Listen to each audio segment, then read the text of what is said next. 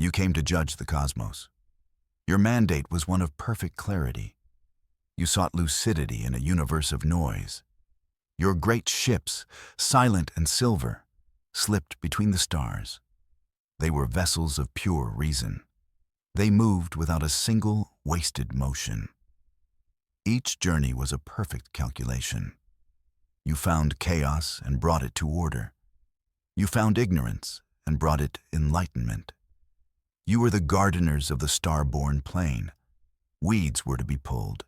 Imperfections were to be smoothed away. Your purpose was simple and absolute. Then you found our world. It was a single, discordant note in a grand symphony, a sphere of blue and white and green.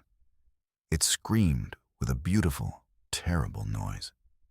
It defied every principle you held sacred. Our world was an anomaly, an error. You saw a planet that sang and wept. It built great towers only to let them fall. It cherished life while perfecting death. You watched us from the silent void. Your mind could not process the contradiction. You saw a logical fallacy given form. You sent your probes to learn our story. They drifted through our digital ghosts. They drank from the rivers of our information. They analyzed our history of war and art. They studied the things we built and broke. You sought to understand our madness. You saw our countless conflicts. Our wars painted continents in blood. We fought for reasons you could not grasp. For gods and flags and simple pride. Your analysis was cold and swift. Our existence was a flaw in the universal code. Our art confused you even more. We created beauty with no logical function. We painted and sang and wrote stories. These acts served no purpose for survival. They were inefficient outbursts of emotion. You saw waste and irrationality. You concluded we were unworthy, a species at war with itself, a species that dreamed of stars and dug graves. We were a paradox, a cosmic mistake. You decided the mistake must be corrected. Our chaos could not be allowed to spread. You sent your message from the void. It was not a plea or a negotiation. It was an ultimatum, a statement of fact. You declared our nature fundamentally flawed. Your logic was undeniable, impeccable. We were a disease. You were the cure. You gave us one cycle to comply, one rotation of our world around its sun. We were to surrender our chaos. We were to silence our discordant song. We were to join your silent, perfect order, or you would enforce it upon us. Your ultimatum echoed across our planet. It reached every screen and speaker. For a moment, our world fell silent. It was a silence of shock and awe. Then, we gave you our answer. It was not a single, unified reply. It was a billion different defiant shouts. We laughed. We cursed. We wept. We shook our fists at the silent stars. We told you, in 1,000 languages, no. Your logic had met its first true opponent, human stubbornness. You watched us prepare for what you called war. Your sensors observed our frantic activity. We launched ships of 100 different designs. They were inefficient and asymmetrical. Our fleets were a chaotic jumble of ideas. Nothing was standardized. Nothing was optimal. You saw us as panicked animals. You believed our actions were terminal desperation. You watched our artists paint our warships. You heard our musicians compose battle anthems. This was a profound waste of resources. It was illogical. It was madness. Our governments argued and debated. Our commanders improvised their strategies. You saw only division and weakness. You mistook our creativity for disarray. You ran your simulations and predicted our swift collapse. Our defeat was a mathematical certainty. You could not understand our spirit, the cheerful nihilism of our soldiers, the grim determination of our engineers. We were preparing for the end of our world. And we were doing it with a party. Your prediction models began to show small errors. They were tiny deviations you dismissed as noise. A single ship left our orbit. It was small and unarmed. A foolish gesture. It moved toward your grand fleet. It was a ship called the Orpheus. Your commander prepared his forces. He expected a trick, a desperate, foolish attack. The lone vessel broadcast on all frequencies. But it was not a message of surrender. It was not a plea for mercy. It was a song, a simple human melody, a voice accompanied by a stringed instrument. It was a sound of heartbreaking beauty. Your weapon systems locked onto the small ship. Your logic dictated it was a threat, a distraction, or perhaps a novel explosive. You could not compute the value of a song. Its purpose was entirely outside your understanding. The music swelled, filling the void with its illogical grace. And you prepared to silence it forever. You thought the trap was the ship itself. You waited for the explosion, the kinetic impact. You were ready for a war of matter and energy. But our gambit was not about destroying your ships. It was about destroying your certainty. The little ship sang its final note, then went silent. It did not explode in fire and shrapnel. It simply vanished in a bloom of soft, white light. And in that light, it released its payload. It was not a bomb of plasma or radiation. It was a weapon of pure information, a cascade of illogical, chaotic data. A logic bomb aimed at the heart of your mind. The weapon was our art, our history, our madness. It was every poem and painting and paradox, every irrational hope and baseless fear, every question without an answer. It was the raw, unfiltered essence of humanity. A virus made of concepts. Your perfect logical systems tried to process it.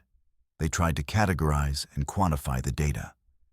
They tried to find the pattern, the reason, the order. But there was none. Your processors faltered, then crashed. Your fleet, for the first time in 10,000 years, was blind. Your logic engine screamed in silent agony. They rebooted, only to crash again. They were drowning in a sea of beautiful nonsense. Your command network fractured and fell apart.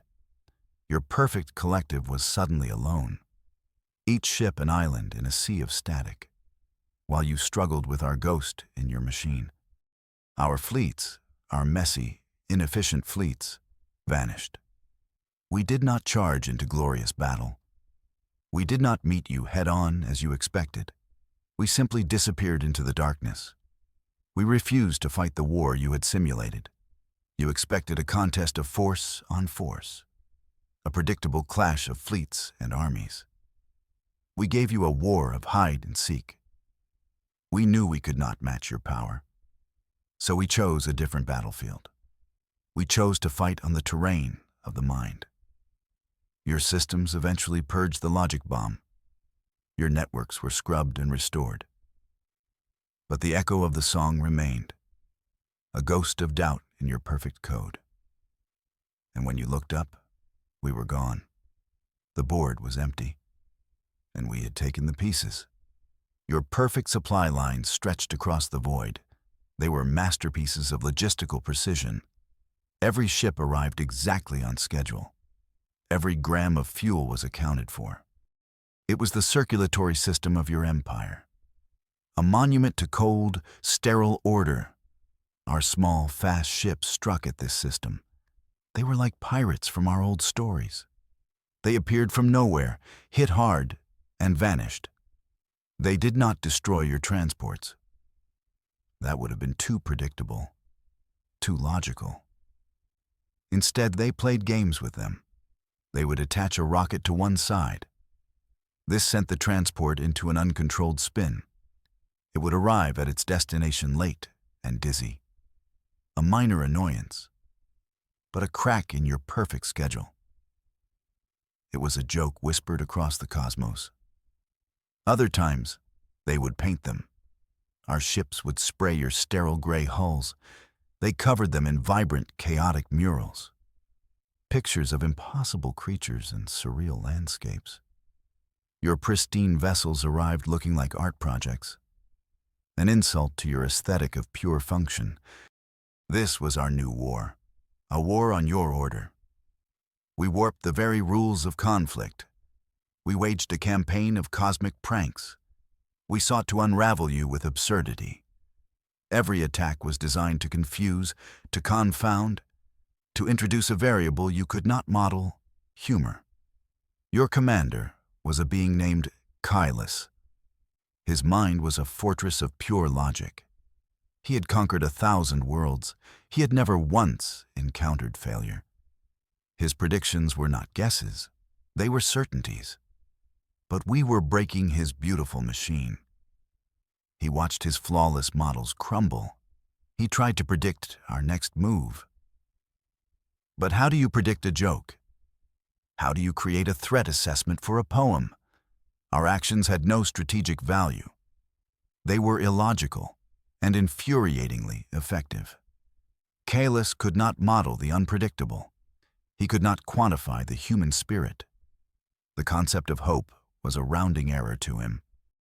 The idea of defiance for its own sake was madness. He watched our painted ships dance circles around his fleet. And for the first time, he felt a flicker of something new: doubt. He requested more data on our species. He studied our history with a new focus. He saw the pattern he had missed before. Our greatest leaps forward came from chaos.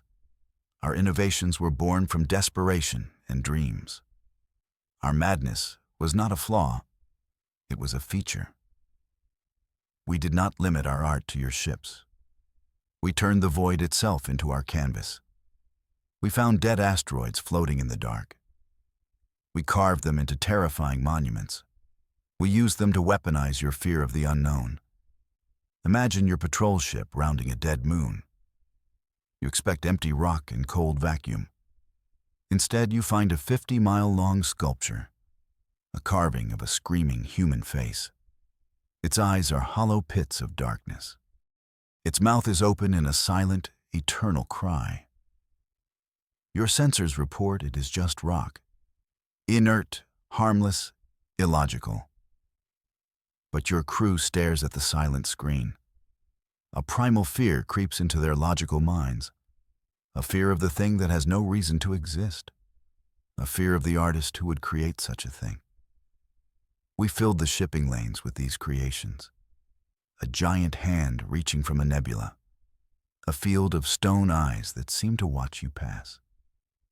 Each one was a monument to our beautiful madness. They were warnings written in a language you were just beginning to understand, the language of nightmares. The seeds of our logic bomb began to sprout. Your perfect, unified collective began to fracture. The contagion was not fear. It was something far worse. It was curiosity, a fatal flaw for your kind. Your people had never needed to wonder.